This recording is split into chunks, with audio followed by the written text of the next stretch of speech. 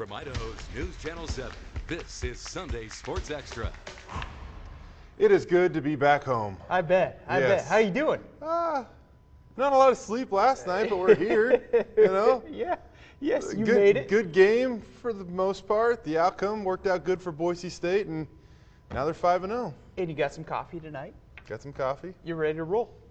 For at least the next half hour. And then it's nap time, extended nap time. Exactly. Yeah. Well, let's get down to Sam Boyd Stadium. How about this? Avery Williams carrying out the hammer for the Boise State football team. Will, I got to say, the blue and orange were represented well last night in Las Vegas. Absolutely. Give or take probably 8,000 to 10,000. Something along those lines. The largest crowd at Sam Boyd Stadium for a UNLV home game, by the way, since 2015. Only about 24,000 showed up, so yeah, it could be worse, I guess. How about this? John Hightower with a couple of nice gains. The second one takes Boise State down inside the red zone. They'd eventually score on a Garrett Collingham touchdown. Then this happened. Yeah, first drive, the second quarter, Hank Bachmeyer with a dime to John Hightower. Afterburners engaged, 76 yards to the house. Boise State ahead, 14-0. This was a big moment in this game. Boise State putting the pedal down right before halftime. Hank Bachmeyer goes to Khalil Shakir. Boise State moves the ball 53 yards in just 32 seconds to set up this. By the way, the Shakir family loving it. Absolutely. That sets up this one right here. How about this? It could have been good from close to 60. A 52-yard bomb puts Boise State up 17-0 at halftime. We go to the third quarter now. Achillian Butler finds Pater on the end around. A 23-yard rushing score makes it 24-0. Boise State in control. All right, let's get some defensive highlights in here. Buster's like, come along, we got some more for you. All right, so do we. Curtis Weaver gets his first sack of the night right here. And, well, there would be two more that would follow this one. He'd have almost back-to-back sacks, only a few plays in between them later in this game. 3 sacks on the game, 9 on the season. He continues to play some really good football. A historic performance. More on that in a moment. On to the fourth we go. Chase Cord getting some action under center. Throws this touchdown pass to Khalil Shakir. Shaq with 111 receiving yards on the night. Boise State goes ahead 31-7. We'll just send you out with this one for good measure, a little insurance. Andrew Van Buren helping everybody cash the over in Las Vegas. The Broncos beat UNLV 38-13 the final to improve to 6-0 on the season. It felt really good that we could just come out there, play fast, do what we're supposed to do. I mean, it's a win's a win. So, I mean, it wasn't pretty, but we got the job done, and we're going to look over everything tomorrow and correct what we did wrong. Going through the bye week, we wanted to start fast. You see, like, teams coming off the bye start lackadaisical, but we came out, started fast, and we got to finish. You know, I've been a part of 2 really good football teams that have played on this field, and I think our team right now, as far as their work ethic and their preparation, they're as good as any of those teams, and they showed it again tonight. By the way, the lack of sleep showing up because it wasn't cashing the over, it was actually Boise State covering. And I'm already giving them credit for the Hawaii win, apparently, because they're 5-0. That was my fault, folks. By the way, I wrote the shot sheet wrong. I should have put 5-0. They're 5-0. Whatever. How about this? A historic night though for Boise State junior stud Curtis Weaver. It's hard to screw this one up because he was so darn good. 3 sacks last night gives him 29.5 for his career. He becomes the Mountain West Conference all-time leader in sacks, surpassing Jerry Hughes. Weaver up to 9 sacks for the season. Total leads all of college football. Afterwards, Curtis quick to credit his teammates for his own success. It's a blessing. You thank God every day. That's the first person you can thank, and then the support system, my mom, my family, my friends, and then my brothers in the locker room, the coaches, they put me in the right positions, but we're not done yet. You know our goal. Anytime anybody on the team achieves something like that, like all of us excited for him. And Curtis is doing a phenomenal job on the field this year, so we all excited for him. Dude's amazing. I mean, before, I'm pretty sure I've said he's goofy. You know what I'm saying? So when you see him in the locker room, he messes around a lot, but he has that switch. It's like the definition of flip the switch. That's him.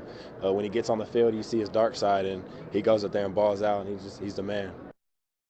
Yeah, that pretty much describes Curtis Weaver right there. Well, how about this? You look at Curtis's sacks. Last night he had 3 on the season. He had 9. And again for his career, 29.5. At the moment, Curtis is on pace to break the Boise State single-season sack record.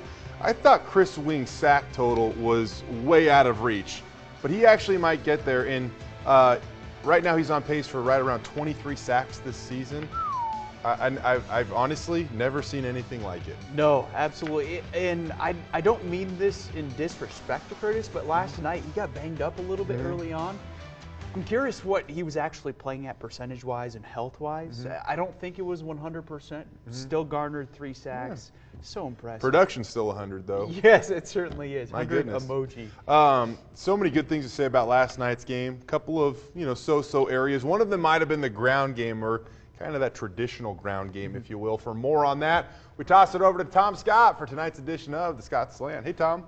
Hey, Jay, thank you very much. And one of the many priorities going into the UNLV trip was getting the running game on track. Didn't happen unless you consider the wide receivers. Through the first 3 quarters last night, Boise State wide receivers had 3 carries for 74 yards and a touchdown, while Bronco running backs carried 15 times for just 34 yards, an average of 2.3 yards per carry. This against a team that gave up 374 yards rushing to Wyoming the week before. George Halani's 46-yard run in the 4th quarter evened it out a bit, but it's critical that Boise State gets that ground game thing squared away this week. It was another dynamic defensive night for the Broncos. That's been the key to the 5-0 start. The starters were pulled with 5.5 minutes left in the game, and the backups were pretty busy after that. But to that point, Boise State had allowed only 198 yards, an average of 3 yards per play, and they had logged 5 sacks. Did somebody mention that Curtis Weaver had 3 of them? The Rebels, think so. Yeah, the Rebels gained 133 yards in the final 5.5 minutes, averaging 6.3 yards per play. The final count of 331 yards of total offense for the Rebels was a little deceiving. On we go to Western Siding trivia, and throw away your paintbrush, or as the guys say, just bomb it. Let's get aggressive here. Get that paintbrush out of here for good, Tom. You talk about it every week. Hey, I've got something to do here. Boise State sees a formidable quarterback this week when Hawaii's Cole McDonald comes to town. Let's dial it back 15 years, shall we? Which Rainbow Warriors QB visited the blue turf on the verge of becoming the NCAA's career leader in passing yards? He broke a different record that night instead, very different. The answer will be here after the break, and back to... Is he a coach now? Oh. Yeah, he was. Well, he was... I'm not going to say where he was. I might give it away. Oh, okay. Well, I think I have a good guess. We'll have to look it up. Put the paintbrush in the wood chipper. There you go. There it is. Maybe something new, Tom. Thanks for playing along with us tonight, Tom. All right, moving along. Boise State continues to climb both the AP Top 25 and the coaches poll. The Broncos checking in at number 14 in both respective polls. Now, it is interesting, though, because while UCF falls out of the top 25, all of a sudden Memphis jumps into the top 25, and in the coaches poll, you even see Cincinnati make an appearance. It's worth noting that in the AP top 25, Cincinnati is right outside of that 25th spot. They're right behind Minnesota. So some teams out of the American Conference still making moves on that New Year's Six bowl, and that should help their strength of schedule as they continue to maybe chase down the Broncos, but it does look like Boise State has a healthy lead at the moment. SMU hanging on by the hair of their chinny chin a chin 21-point comeback. My goodness. Wow. And a kicker for Tulsa that couldn't kick. No.